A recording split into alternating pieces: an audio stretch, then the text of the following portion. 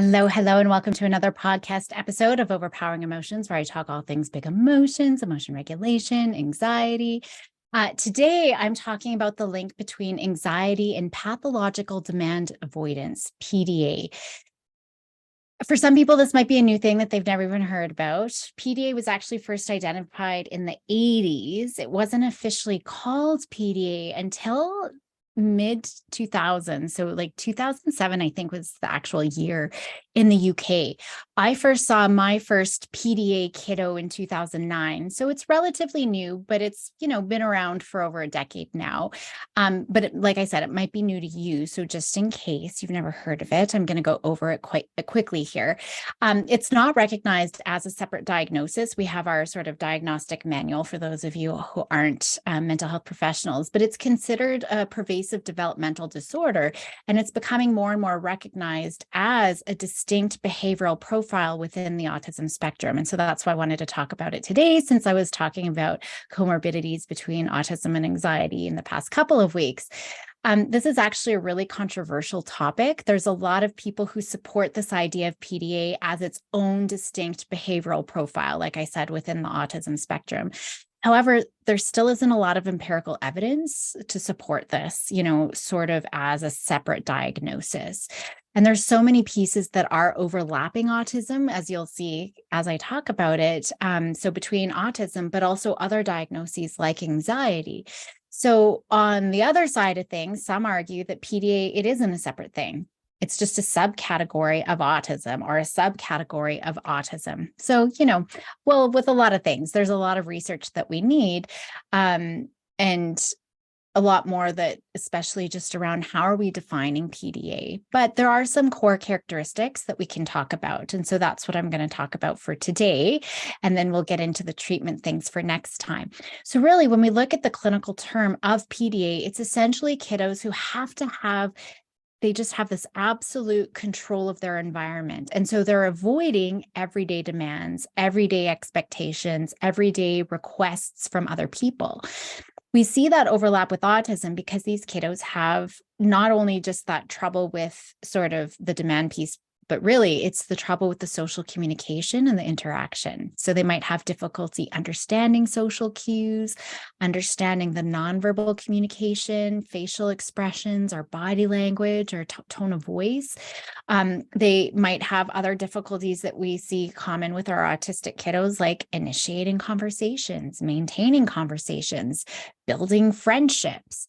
So a lot of these kiddos have that social communication challenge, and all of that can lead to social isolation and exclusion, which can just make anxiety and stress worse. So I'll be talking about the link with anxiety in a second. These kiddos also have trouble thinking flexibly. So just like our autistic kiddos, they have a very, very narrow range of interests. They can have really rigid routines. They could have difficulty transitioning or adapting to new situations. They might obsess over a particular topic or a particular activity, and that can interfere with their ability to engage in other activities and in their friendships and social interactions. Now, when we look at some of the core aspects of PDA, like I said, it's controversial. And so it causes some arguments, again, between the different camps. So some would argue that PDA is more behavioral in nature, that demand avoidance, where others would say it's really more about anxiety. But when we look at its core, it really is this anxiety-driven need for control and autonomy. I don't really love the PDA, the pathological piece. Tomlin Wilding developed a term for PDA, pervasive drive for autonomy.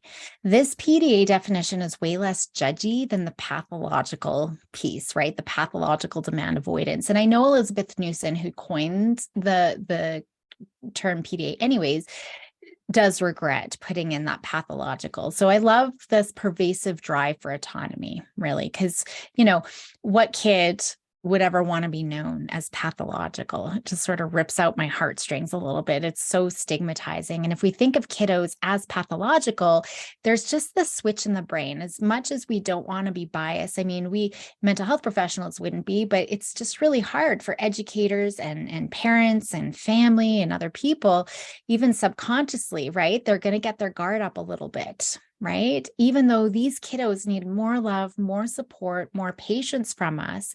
But that word pathological, it just triggers our defense mechanisms already. So it's meant to imply that avoidance is so extreme, it's so irrational, it causes such significant impairment in their functioning, which is important to distinguish, but still, nonetheless, right? It's just looking at that terminology, but it is important because all kiddos push back against demands, right?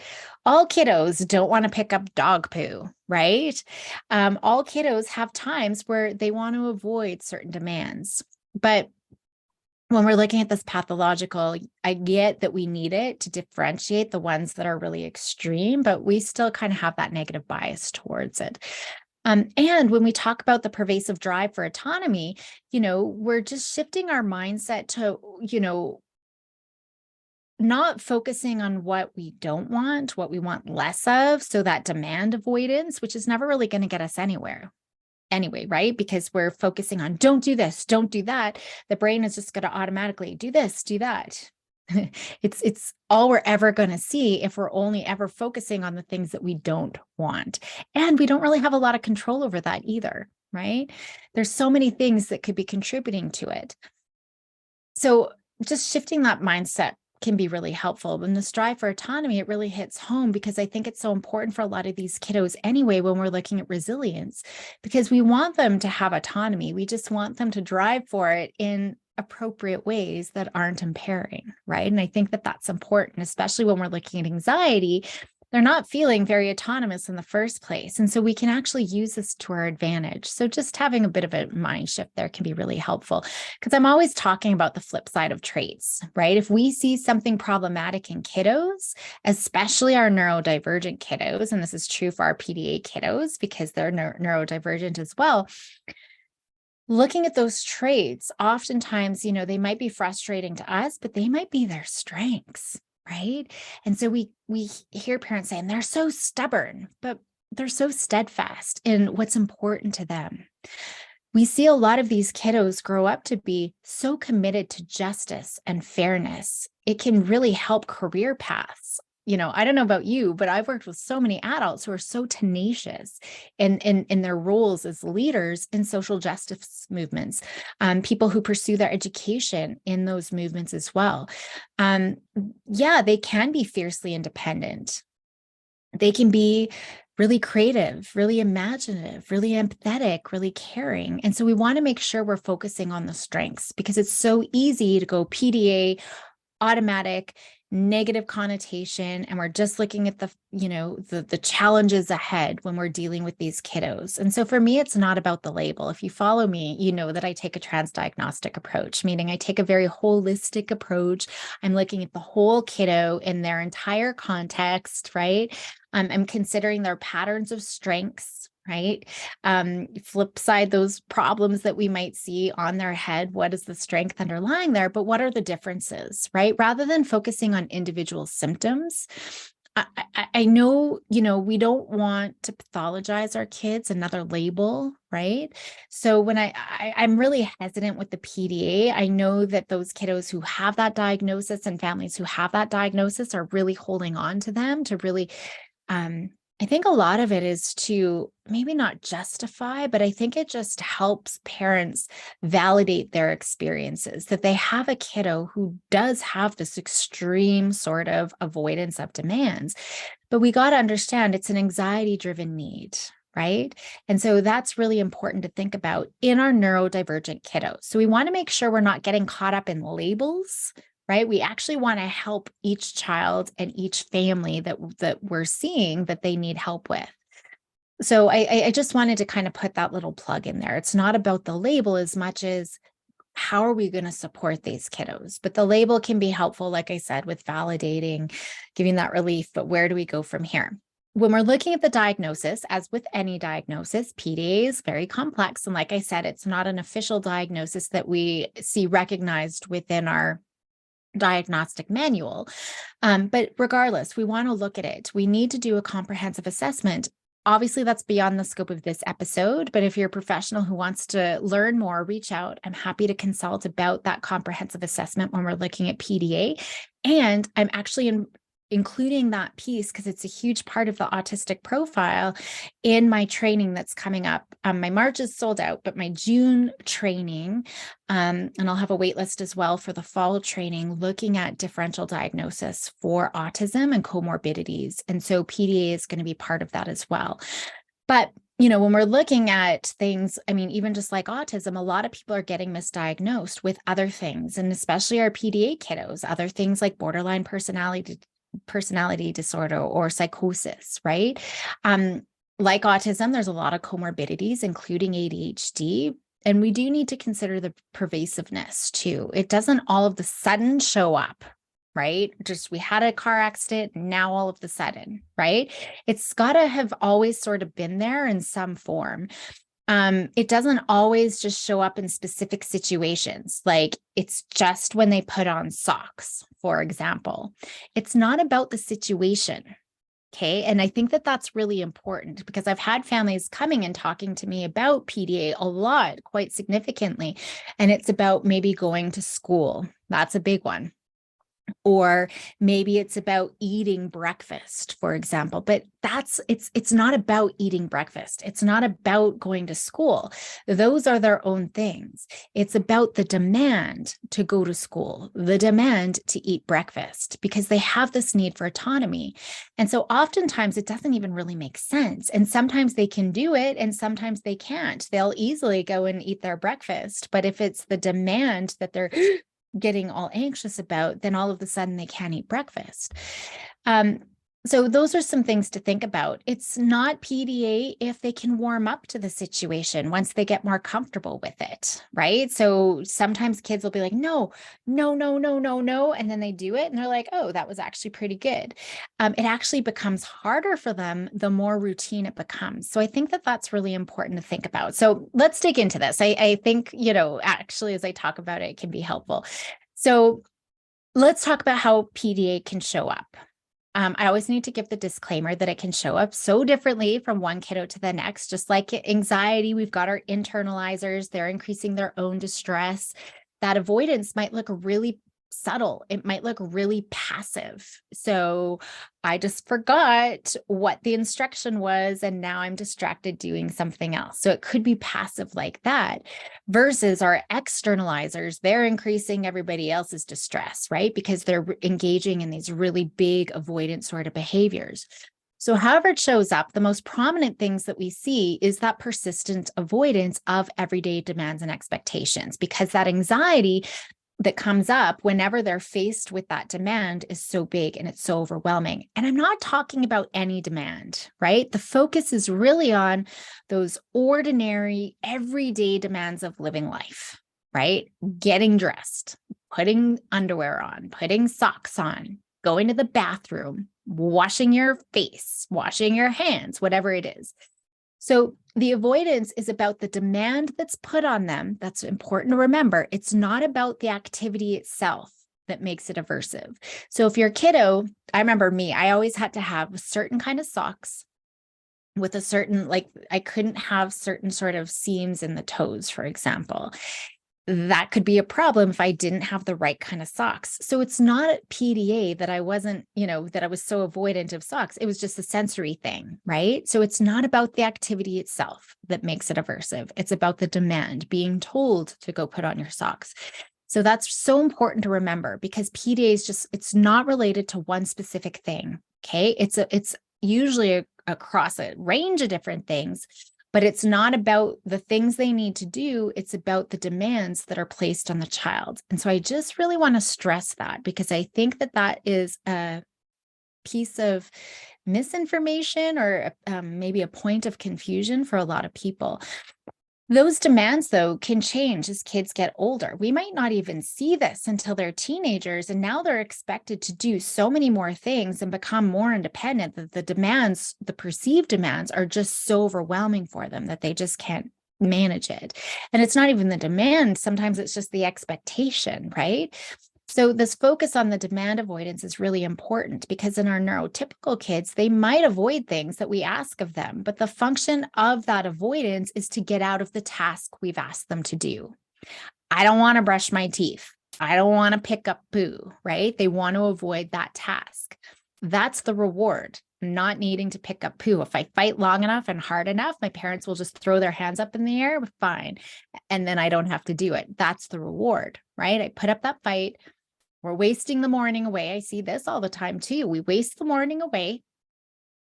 And I get to go to school because now mom and dad, they have to drop me off. They have to get to work, right? To not miss their meeting. And I never had to do my chores in the morning, or I didn't have to brush my hair because they're like, whatever, just get in the car, right? With PDA, though, it's not about getting out of complying. It's not about getting out of the task, no matter what the demand was. It's about getting out of the demand, even if the demand was eat your ice cream for breakfast. So even if it was something that they would have loved to have done, as soon as we put the demand on it, for some reason, their brain has associated the demand as a threat. Ding, ding, ding, right? So now our brain is putting up all of those defense mechanisms. And so they just want to fight or run away, right? And if they're successful in avoiding that threat with whatever behaviors they're going to engage in, then those behaviors are going to be reinforced, and then the demands seem even more threatening. So the demands themselves, I mean, it could be a verbal instruction like, hey, kiddo, go eat your breakfast. But it could be a visual one. Like if you're giving your kiddo a checklist, that checklist could be really overwhelming for them because now they've got all of these demands, right? Now it's interesting because the demands could be external from others. So parents telling me, teachers telling me what I need to do, but it could be internal things for them too. That's the shoulds. I should do this thing, which then can trigger that anxiety response just as much as someone else telling them, hey, kiddo, you got to go do this. Right? So maybe in their head is like, I really want to say hi to Susie in the hallway. Right? Those internal demands of I should go say hi, it just becomes so anxiety provoking. So internal demands could be something like that, but it could even be things like hunger and thirst, right? My body is demanding of me that I eat or drink. That anxiety can kick in. And like I said, it could even be things that they absolutely love, like asking someone to go swimming or coming over and playing a video game. So we're seeing this avoidance. It's very extreme. It's not helpful for them. And they're actually sabotaging themselves, sabotaging things that they want to do. So we got to remember kids want to do good. And they do good when they can do good, right? And if they're not able to do good, it's because something's getting in the way. Right? Something else is going on. And these kiddos, we got to remember, they want to comply. They want to eat their ice cream for breakfast. They want to get dressed. They want to go put their dish in the sink because they don't want to fight with their parents, right? They just want to be helpful.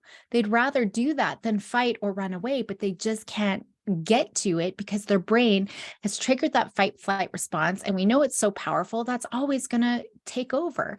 And that response just takes over so easily. It becomes so automatic.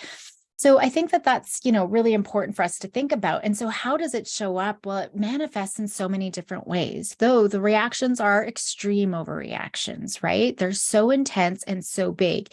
Even if it's passive, it's still way bigger than we would expect for other kiddos developmentally, at the same sort of level.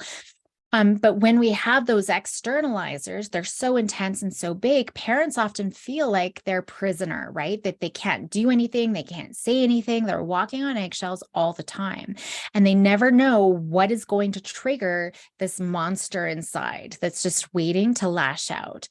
And as they get older, they might be able to contain it a little bit better because their brain is developing, they're developing more coping skills, but we're still seeing bigger reactions than what we'd expect for their developmental age. But it could be a sudden emotional or behavioral outburst. It could be a big meltdown. We see a lot of mood swings all the time. A lot of the emotional sorts of things can be very similar to a panic attack. We might see avoidance, refusing to follow through requests. It could just be actively trying to distract themselves or other people or divert attention from the demands, like, oh my gosh, squirrel, right? Like, look at that. It could be negotiating. They could become aggressive, either verbally or physically. They could actually be running away, running up to their room, hiding, withdrawing. Some kiddos will engage in self-harm. They might not do anything aggressive, but we might see things even more extreme too, like selective mutism. I'm just going to not talk at all. I can't do anything. And it's not that they're choosing, they just literally, I cannot talk. And we see it can be really frustrating for parents and for teachers and people working with these kiddos, because there can be a lot of inconsistencies from one day to the next, 1 minute to the next. Why could you put your socks on today and now all of a sudden you can't, right? Or maybe they're in the middle of something and they're doing good. And then just like a flip of a switch, all of a sudden they can't do it anymore, even though they're right in the middle of it already. So it can be really inconsistent. I just want to go back to the distraction piece. I forgot to mention, it's just so interesting because we see some kiddos develop sort of obsessive behaviors or interests, which, often go hand in hand with autism as well. We see that. But they're doing it to avoid demands, right? So they might spend hours and hours and hours on a particular thing, which could be part of the autistic hyperfixation. Right. We see that with ADHD too. It's just procrastination, where our priorities, we just kind of put something else in front of the thing that we're supposed to be doing. But we do see that as part of the anxiety avoidance as well. But we also see obsessive behavior focused on people. It's not just interest. We might see that on people as well. I was actually just working with a teenager last year who had become obsessive about someone in their life in a very negative way. And it became disrupting because every single interaction, every single conversation involved that person, and they would bring that person and all of their agitation and irritability and everything into their conversations. And they were able to avoid a lot of things. People would just drop it, right? Because now this person is getting agitated, obsessed about, this other person. But we can see things like extreme clinginess or controlling behaviors as well. We can see the strict adherence to specific routines and freaking out if we're going to try to break that. Oftentimes they're using what we would consider social strategies to be able to avoid, to get out of things. If it's not the big emotional meltdown or behavioral reaction, it's a lot of social strategies. Sometimes it's an excuse. I love kiddos actually, but one of my supervisees was working with a kiddo and he was saying he was blind and he couldn't follow through with something. And it cracks me up. I wish I worked with him because I love that kind of stuff, but it's so frustrating. I know if you're a teacher or a parent in that situation, it can be really problematic, but that's a great thing. Oh, I'm blind. I can't do it. So not over the top extreme, behaviorally hitting and screaming or anything like that, but that's a social strategy. But it could be more threatening, right? Like it could be more severe, like threatening others. But we see oftentimes different strategies being used depending on how anxious they're feeling. So if they're not feeling overly anxious, they might try to negotiate. They might try to procrastinate or be like, I'm blind, I can't do it. Sometimes they'll just retreat into an imaginary world, right? Siblings, I might see one trying to control their sibling, right? Or controlling somebody else. They're ordering them around too. In play, I see that a lot of kids controlling what's happening. When those initial strategies, if they're not working, then they can escalate. And now we might see the big meltdowns or the aggression or everything else that we see. So sometimes we see that escalation cycle, which is really important to watch out for and understand, because we can intervene the minute we see the trigger. If we can intervene right there with different strategies like mood induction or something like that, it can be really effective. But sometimes it's not always that escalation either. Like autism, a lot of people, especially as they get older, they might be able to mask or camouflage their difficulties to avoid those demands. So, for example, they might try to imitate what others would typically do, that typical behavior in the situation, pretend to avoid drawing attention to their difficulties, really trying to mask the challenges that they're having. So we can see this PDA showing up differently in different places. It's not to say that they're not affected by demands from one place to the next, because then we start thinking, well, they're only doing it with parents. It must be a parenting thing. That's not true. It can depend on so many things. Are they masking in other areas? Maybe they're not as anxious in one situation as or another. And that's where we see the inconsistencies. If they're not feeling as anxious, they might be able to cope a little bit better, or their strategies aren't so severe, right? But so it could be how they're feeling, it could be how well they mask, whatever it is. I find that more in my adults, though. Maybe the PDA, it was always there. It just wasn't identified when they were kids. And so now they've just learned these strategies to cope with it, but it's still very effortful and burdensome as they get into the adult years. Unfortunately, because it is still relatively new, we really don't have research on adults, right? And so there's still so much more we need to know about what that looks like for adults. But we do see adults who find success when they can be self-directed in their work, right? I find a lot of neurodivergents do best anyways when they can own their own company, right? They can be their own boss. And that's certainly true for our PDAers as well. But even a lot of our kiddos, they might look sociable, they might look engaging, not like your typical autistic kiddo, right? That typical sort of presentation. And so they might have those skills to mask as well. A lot of them are very verbally competent, but a lot of times it's great rote skills. So they have a really basic understanding of vocabulary, but they don't really have more complex skills, like really understanding the situation or really processing, what's happening or what's said to them, or understanding all of those sort of social nuances that are just, inherently embedded within our social interactions. They might not understand the social hierarchy either, right? A lot of these kiddos see themselves, I'm an adult and I'm going to treat you the same as me, right? And myself, I'm on equal footing as an adult. So you go to bed at 10, I get to go to bed at 10, whatever it is. And I see that quite a bit, actually. So whatever we see manifesting, it's just really important to understand what's happening underneath each of these reactions, and having a really good understanding of what's going on for the kiddo specifically. That's going to be critical to intervene. And that's, what I want to focus on. It's not about the label. It's just about what is this kid's needs? What are they? And how do we support them? That's the most important thing. Because if we don't look at what's underlying and what their needs are, we can actually really overestimate what they can actually do. And we might chalk it up to them being defiant, which is never going to be helpful if we see a manipulative, defiant, oppositional kiddo. And I talk about that all the time. And that's especially true with our PDA kiddos because, even though they are autistic, they're on that profile, they usually present way better in social interactions, right? Even though it's superficial, they just present so much stronger. They might not have the same obvious routines or the repetitive behaviors that we would see in our autistic kiddos. So what I'm saying is they might look like they're functioning pretty well. So if we miss what's actually going on for them, it could be really problematic. It can be really problematic too when we see differences in one situation and not another, or with one person and not another, one day and not another, right? And just that inconsistency, which can make us believe, well, they must be manipulative because they can choose. They're actively choosing these behaviors and these situations, but it's just not true. Right? They just don't have control in that moment. And that's really important for us to think about so we can respond effectively. Often it is still hard for them, but maybe the environment's set up differently.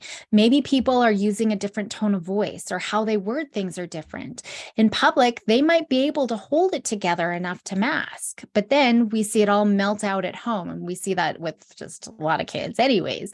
Or at home, maybe parents have stopped putting demands on the kiddo, right? So they are really tiptoeing, but school, there's still so many demands there. So we might see it there. So those are all things that we want to really focus on. But because my comorbidity focus is really on comorbidities with anxiety, I just want to zoom in on that anxiety link here, because that's going to be so essential. So these kiddos, they're experiencing really high intense anxiety, even just to the slightest demand of, oh, hey, kiddo, it's cold outside, go put your socks on, right? And so they feel threatened. That's the thing, demand, threat. And when we're threatened, we're going to do everything that we can to avoid that threat. And it gets to the point that they're feeling anxious before anyone even tells them to do anything. I just know mom's going to tell me to go eat my breakfast. Right? It's just the anticipation of the demands, just the anticipation of the expectations that they believe are coming, which can be problematic because when that fight flight response is triggered, right? Whatever that we're worried and we're feeling threatened, we see all of those physical symptoms, right? It still comes on. Our brain can't tell the difference, right? You've heard me talk about this. It can't tell the difference about someone's about to put a demand on me and I'm about to get eaten by a tiger, right? So we're going to have that increased heart rate, that sweating, the difficulty breathing, because all our body is going to kick into gear to manage that threat, right? So we have to run or fight. So these kiddos, they might experience general feelings of worry or apprehension, while others might experience more specific fears, right? And we know that they're especially prone to anxiety in social situations, likely because of all the differences that they have in how their brain processes that social information, and probably have a past history of challenges interacting with others. And so they might be hypervigilant and sensitive to any social cues that they can really easily misinterpret. So, I'm not understanding your facial expressions right now. You kind of have a flat affect, and I don't know what's happening with your body language. And so now I'm feeling more anxious, right? And if, in the PDA mind, they're always going to misunderstand those cues as threatening. So there's a misinterpretation there. So we really need to think about those. So yes, I was saying it's kind of any demand, but sometimes in those social situations, it could just become so much more. Inflexibility, if you listen to my episodes on autism in the past couple of weeks, there's that intolerance of uncertainty that's so intense, and that adds to the stress and anxiety. And actually, it's kind of the chicken and the egg. That anxiety only worsens the inflexibility of thinking. It worsens that intolerance of uncertainty too. So it's just a vicious cycle. And anything that we don't feel like we have control over, it's so anxiety provoking. That's really the basis of this PDA. And it makes it really hard for us to be able to handle anything with uncertainty, right? They can't adapt to new situations. They can't cope with changes in routines. And so that's going to be triggering that anxiety as well. And it's really about the demands in those situations. We always got to remember that, because when I get to treatment next time, I'll be talking about actually mixing it up and being a little bit more spontaneous. But for right now, just remembering it's all about the demand. Now, when we look at anxiety, remember, it always wants certainty and control and comfort, all of those kinds of things. But control and certainty is extra important for these PDA kiddos. Right. And so they're going to increase their need for control and increase their need for predictability, which just makes it even harder for them to adapt. Then if you've got a kiddo with sensory stimuli, right, if they've got any sensory processing challenges, which a lot of our neurodivergent kiddos do, if they're sensitive to it, if they have trouble processing it, it could be sounds, it could be textures, even just getting dressed in the morning, it can just be so much for them, so overwhelming for them.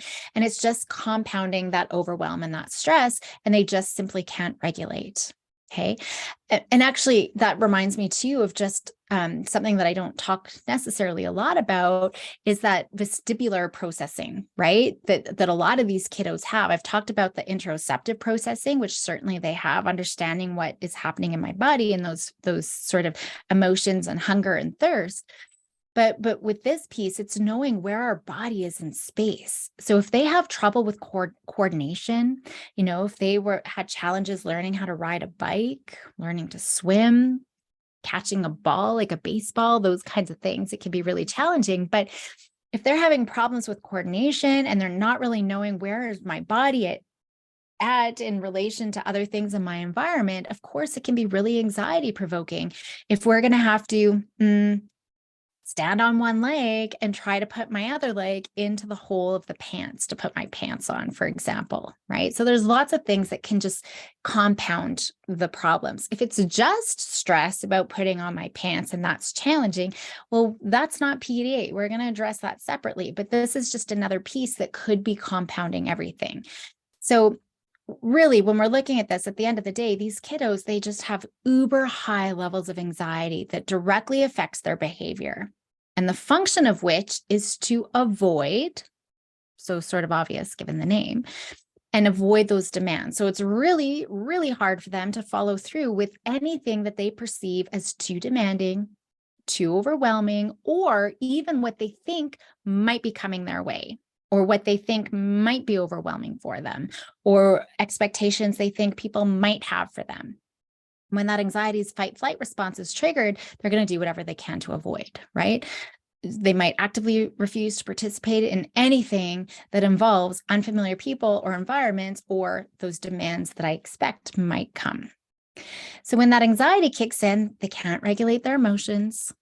Their only way to cope is through running away. Could be passive, but a lot of times it's that huge emotional reactivity. These are the ones that are getting diagnosed anyways, right? They've got those huge emotional meltdowns, explosive behaviors. They're just so overwhelmed with the big feelings that come up, right? They can't get away from the overwhelming demands. And now I'm overwhelmed with all of the emotions. That's when they're going into the fight mode to try to get away, especially if they can't, run away in the first place. And we know what the problem with avoidance is. If you've heard me talk before, I talk about it all the time, where it becomes this vicious cycle because now I'm avoiding. And now every time I avoid, I'm missing out on that opportunity to learn, to grow, to become resilient, right? All of that's stunted because they're not learning the skills to tolerate the emotions that come up, to regulate my emotions, to manage my behaviors, to cope with whatever the situation is and the demands that come with it. And so with avoidance, they're never learning, hey, I can actually manage this demand. I can figure it out.